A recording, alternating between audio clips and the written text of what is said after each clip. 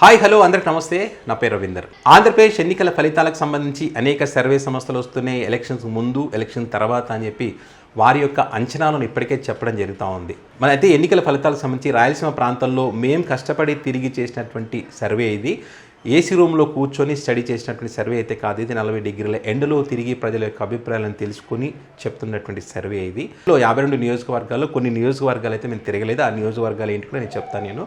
So ఇందులో YCP గెలిచే సీట్లన్నీ, TDP గెలిచే సీట్లన్నీ, టైట్ ఫైట్ ఉన్నటువంటి సీట్లు అనేది మీకు చాలా క్లియర్గా చెప్పే ప్రయత్నం చేస్తాను.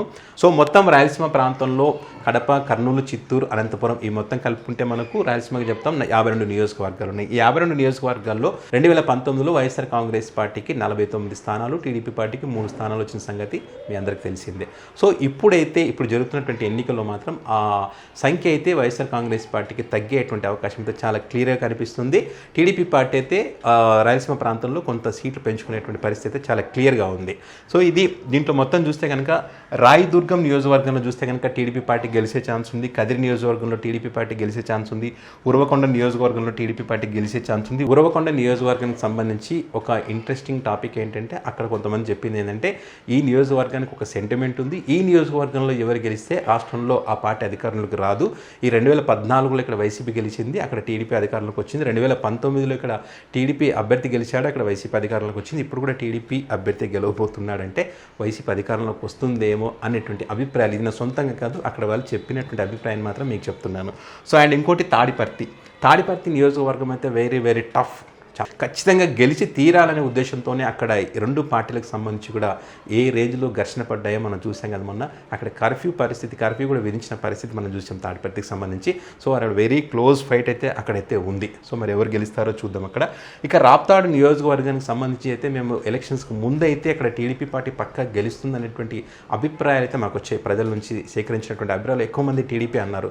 కానీ ఎలక్షన్ తర్వాత వచ్చినటువంటి అభిప్రాయాలు ఏంటంటే అక్కడ కొన్ని ప్రాంతాల్లో వైసీపీకి ఓటింగ్ జరిగింది. ఈ వాలంటీర్ వ్యవస్థ వీళ్ళందరూ కూడా లబ్ధిదారులను తీసుకెళ్లి ఓట్లు వేయించారు కాబట్టి అక్కడ వైసీపీకి స్కోప్ కనిపిస్తూ ఉంది అనేటువంటి అభిప్రాయాలు అయితే వచ్చాయి. మరి సో మనకు పక్కా గెలుస్తుంది అనుకున్నటువంటి ఆ నియోజకవర్గం అయితే మరి ఇప్పుడు వైసీపీ ఖాతాలో పడబోతుంది అనేటువంటి అభిప్రాయాలు అయితే ఎలక్షన్ తర్వాత వచ్చిన పరిస్థితి ఉంది.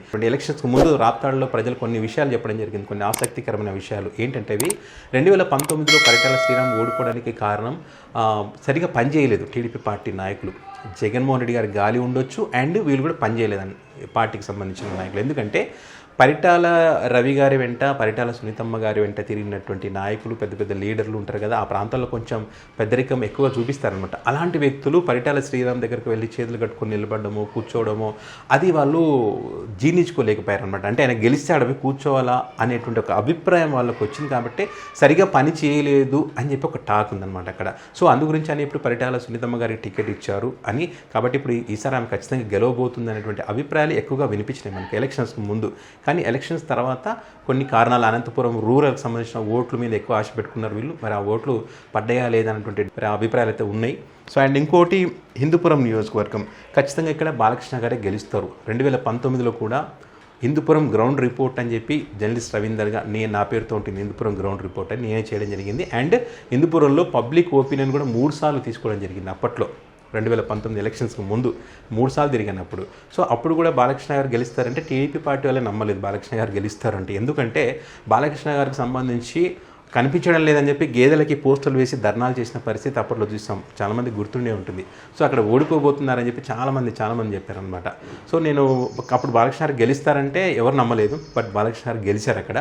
సో ఎందుకు గెలుస్తారని అంటే అక్కడ ఇక్కడ ముస్లింలు, మైనార్టీలు, ఎస్సీలు, ఎస్టీలు అనేది ఏముండదు అక్కడ. టీడీపీ పార్టీకి ఓటు వేసామా లేదా అనేటువంటి అభిప్రాయాలే హిందూపురంలో ఉన్నాయి.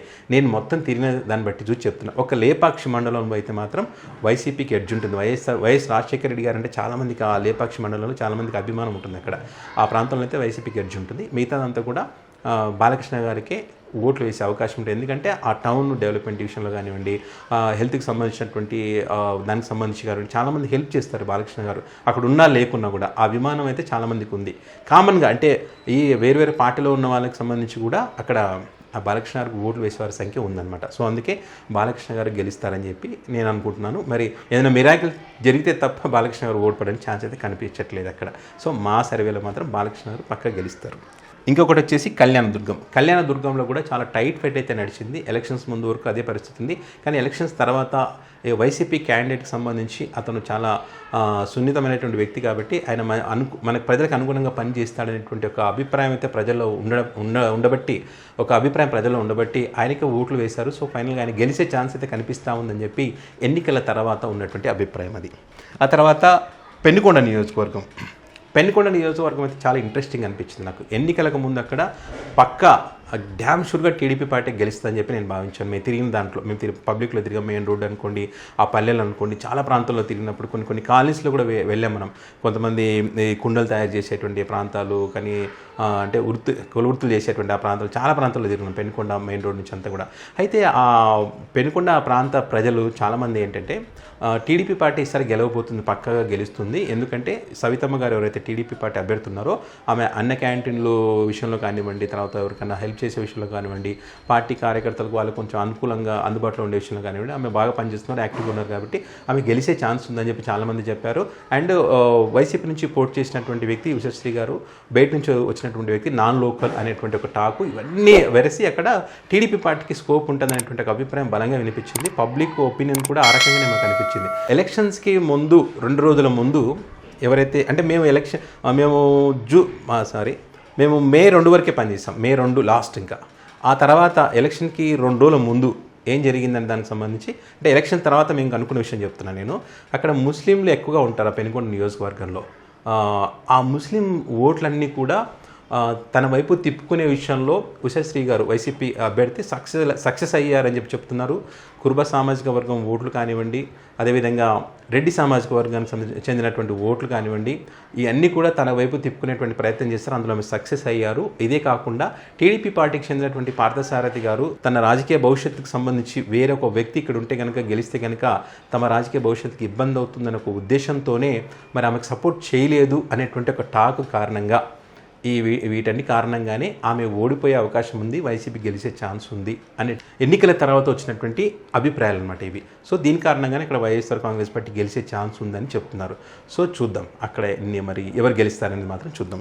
అండ్ ఇంకోటి వచ్చేసి పొద్దుటూరు కూడా అంతే. పొద్దుటూరు కూడా పక్క టీడీపీ గెలిచేటువంటి సీట్ అది మా సర్వే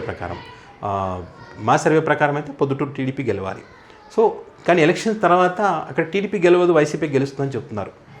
ఎందుకు ఆ రకంగా మారిపోయిందంటే అక్కడ ఉక్కు ప్రవీణ్ ఉంటారు. ఉక్కు ప్రవీణ్ గారికి టికెట్ ఇచ్చింటే కనుక డ్యామ్ షూర్గా టీడీపీ పార్టీ గెలిచేది అనేటువంటి అభిప్రాయం ఉంది. సో ఆయన కాకుండా వేరే వ్యక్తికి టికెట్ ఇవ్వడం వల్ల టీడీపీ పార్టీ కోసం చాలా కష్టపడ్డారు, గ్రౌండ్ లెవెల్లో పార్టీని బలోపేతం చేశారు. నారా లోకేష్ గారి పాదయాత్రలు కూడా ఆయన చాలా యాక్టివ్గా పాల్గొన్నారు. సో ఆ రకంగా గ్రౌండ్ లెవెల్లో పనిచేసినటువంటి వ్యక్తికి కాదని వేరే వ్యక్తికి టికెట్ ఇవ్వడం ద్వారా అక్కడ టీడీపీ క్యాడర్ సరిగ్గా పనిచేయలేదు. టీడీపీ ఈయనకు అనుకూలంగా ఉన్న ఓట్లు ఎవరు కూడా టీడీపీ పార్టీకి ఓట్లు వేయలేదు. కాబట్టి అక్కడ పొద్దుటూరులో వైసీపీ గెలిచే ఛాన్స్ ఉంది అని చెప్పేది ఎలక్షన్కు ముందైతే టీడీపీ వైపు ఉంది, ఎలక్షన్ తర్వాత ఇటువైపు వైసీపీ వైపు వచ్చినటువంటి పరిస్థితి పొద్దుటూరు నియోజకవర్గం. అండ్ ఇంకోటి కర్నూలు నియోజకవర్గానికి సంబంధించి ముస్లిమ్స్ ఎక్కువగా ఉన్నటువంటి నియోజకవర్గం ఇది కూడా. సో మరి ఇక్కడ ఒక వైసీపీ అయితే ముస్లిం క్యాండిడేట్కి అక్కడ టికెట్ ఇవ్వడం జరిగింది. గతంలో హఫీజ్ ఖాన్, తర్వాత ఇప్పుడు ఇంతియాజ్ అనమాట. సో ఈ లెక్కన అక్కడ వైసీపీ గెలవాలి లెక్క ప్రకారం. కానీ ఇప్పుడు టీజీ భరతే గెలవబోతున్నాడు అన్నది అక్కడ ప్రజలు చెప్తున్న పరిస్థితి ఉంది. దానికి ప్రజలు రకరకాల కారణాలు చెప్పారు. ఎలక్షన్కి ముందైతే రెండింటికి ఈక్వల్గా ఉంది. మరి వీళ్ళు పనిచేస్తే కనుక ఇప్పుడు ఉన్నటువంటి వైసీపీలో ఉన్న వ్యక్తులు పనిచేస్తే కనుక వైసీపీ గెలుస్తుంది, ఒకవేళ పని చేయకపోతే కనుక టీడీపీ గెలుస్తుందని చెప్పి చెప్పడం జరిగింది. ఎన్నికల తర్వాత అయితే ఒక ఆసక్తికరమైనటువంటి కొన్ని అంశాలు అక్కడ ప్రజలు చెప్పడం జరిగింది. ఆ అంశాలు ఏంటి, సో అక్కడ టీడీపీ పార్టీ గెలవడానికి కారణం ఏంటి, టీజీ భరత్ వేసినటువంటి ప్లాన్ ఏంటి, మరి ఇంతమంది టీడీపీ గెలుస్తుందని ఎందుకు చెప్తున్నారంటే దానికి ఒక బలమైన కారణం ఉంది. టీజీ భరత్ వేసినటువంటి ప్లాన్ సక్సెస్ అయితే ఖచ్చితంగా ఆయన గెలవడానికి స్కోప్ ఉంటుంది, ఆ ప్లాన్ సక్సెస్ కూడా అవ్వబోతుంది అనేటువంటి అభిప్రాయాలు అక్కడ ఉన్నటువంటి ప్రజలు చెప్పడం జరిగింది. ఆ అంశాలు ఏంటి, టీజీ భరత్ వేసినటువంటి ప్లాన్ ఏంటి, సో దాని ద్వారా మరి ఆ 8,000 ఓట్లకు సంబంధించినటువంటి ఒక ఇంట్రెస్టింగ్ ఒక టాపిక్ ఉంది. అది మీకు ఖచ్చితంగా వేరే వీడియోలో సపరేట్ చెప్తాను కర్నూలుకు సంబంధించి. సో తర్వాత చూస్తే కుప్పం నియోజకవర్గంలో రకరకాలుగా కుప్పంలో ఓడిపోబోతున్నాడా అని చెప్పి రకరకాలుగా చెప్తున్నారు కదా. అలాంటిది ఏమి లేదు, పక్క అక్కడ చంద్రబాబు నాయుడు గారే గెలుస్తారు, అందులో డౌట్ ఏం లేదు.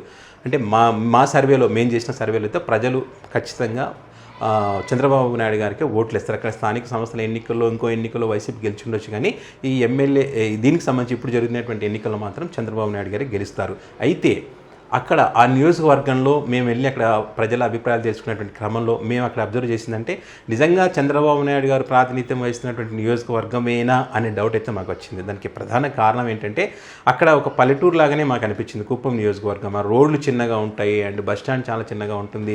అక్కడ ఉండడానికి మనం ఎక్కడన్నా లాడ్జ్లు తీసుకున్నా దొరకవు. ఒక బీసీఎన్ అని చెప్పి ఒక ఓట్లు ఉంటుంది, పెద్ద ఓట్లు. అక్కడ 2,000-2,500 డైలీ 24 అవర్స్కి ఇక్కడ రెంట్ ఉంటుంది అనమాట. చాలా పెద్ద లాడ్జ్ ఉంటుంది అక్కడ. సో దాంట్లోనే స్టే చేయాల్సి ఉంటుంది. ఈ డేటా పంపడానికి మనం నెట్వర్క్ కూడా సరిగా ఉండే పరిస్థితి ఉండదన్నమాట. పనులకు వెళ్ళే వాళ్ళు ఎక్కువగా కనిపిస్తారు అక్కడ. చిన్న చిన్న రోడ్లు, ఆ కాలనీ, డ్రైనేజీలు కానీ ఇవన్నీ కూడా చాలా చాలా ఉన్నాయన్నమాట ఉంది. అండ్ ఇంకోటి ఏంటంటే ఆ నియోజకవర్గంలో ఉన్నటువంటి ప్రజలందరూ కూడా చాలామంది పక్క రాష్ట్రాలకు పనులకు పోతారు. అక్కడ రైల్వే స్టేషన్ దగ్గర పోతే ఆ రైల్వే స్టేషన్ దగ్గర పోతే ఒక వేల సంఖ్యలో వేరే రాష్ట్రాలకు పోయి పనులు చేసుకున్న పరిస్థితి ఉందన్నమాట. అది కుప్పం నియోజకవర్గం యొక్క పరిస్థితి ఆ రకంగా ఉంది. అయినప్పటికీ కూడా మెజారిటీ తగ్గినా కూడా చంద్రబాబు నాయుడు గారికి స్కోప్ ఉంది కుప్పం నియోజకవర్గంలో మా సర్వే ప్రకారం. అండ్ చిత్తూరు నియోజకవర్గం, చిత్తూరులో కూడా చాలా టైట్ ఫైట్ అయితే ఉండే అవకాశం ఉంది. ఆ చిత్తూరులో మెయిన్ రోడ్డుల్లో కానీ, ఆ తర్వాత కూరగాయల మార్కెట్ ఉంటుంది, పండ్ల వ్యాపారాలు చేసేటువంటి ఆ ప్రాంతంలో కానీ, ఇదంతా మనం తిరిగినప్పుడు ఆ ప్రాంతంలో తిరిగినప్పుడు అయితే ప్రజలైతే కొంతమంది ఇటువైపు కొంతమంది అటువైపు చెప్పినటువంటి పరిస్థితి ఉంది. అంటే కొంచెం టైట్ అనిపించింది మాకైతే.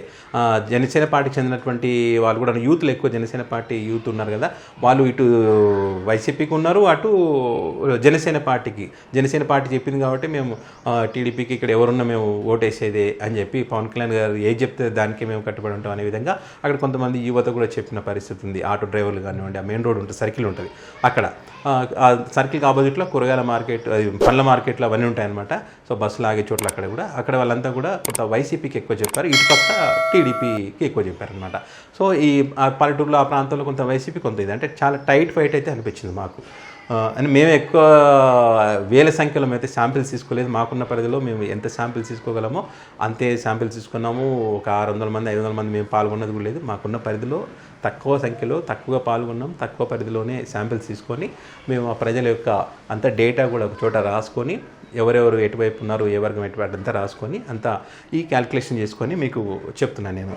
ఇక నగరి నియోజకవర్గం ఒకటి. నగరి నియోజకవర్గంలో కూడా రోజా గారు ఆ నగర నియోజకవర్గం వెళ్ళినప్పుడు ప్రజలకు అందుబాటులో ఉండడం, వారి సమస్యలు వినడం కానివ్వండి, ఆమె ఆ ప్రాంతంలో తిరగడం కానీ అదంతా బాగానే ఉంటుందని చెప్పి ఆ మెయిన్ రోడ్లో కానీ, ఆ తర్వాత మార్కెట్ ఓపెన్ ప్లేస్లో ఒక మార్కెట్ ఉంటుంది, కూరగాయల మార్కెట్ ఉంటుంది, ఆ మార్కెట్లో కానీ సో వారికి ఒక సమస్యలు కూడా ఉన్నాయన్నమాట. శాశ్వత పరిష్కారం వేయలేదని చెప్పి ఒక అభిప్రాయాలు కూడా వాళ్ళకు ఉన్నాయి. ఏ పార్టీ కూడా చేయట్లేదు అనేటువంటి అభిప్రాయాలు ఉన్నాయి. సో ఇవన్నీ కొన్ని అనుకూలమైనటువంటి వాతావరణం ఉన్నాయి. జగన్ గారి పథకాలు అన్నీ అనుకూలంగా ఉన్నప్పటికీ కూడా ఇన్కేస్ అక్కడ టీడీపీ గెలవడానికి స్కోప్ కనిపిస్తూ ఉంది. ఎందుకనంటే అక్కడ టీడీపీ పార్టీ బలంతో టీడీపీ పార్టీ గెలుస్తుందని అనుకోవడానికి ఛాన్స్ లేదు. ఎందుకంటే అక్కడ టీడీపీ పార్టీ గెలవడానికి కారణం వైసీపీలో ఉన్నటువంటి బలహీనతలు, అక్కడ పార్టీలో ఉన్నటువంటి వారి మధ్యలో సఖ్యత లేకపోవడం, నగరంలో రోజా ఓడిపోవాలని కోరుకున్నటువంటి సంఖ్య వైసీపీ పార్టీలో ఉండడం వల్ల మరి అక్కడ ఓడిపోవడానికి స్కోప్ అయితే కనిపిస్తున్నటువంటి పరిస్థితి మాకైతే అర్థమైంది అక్కడ.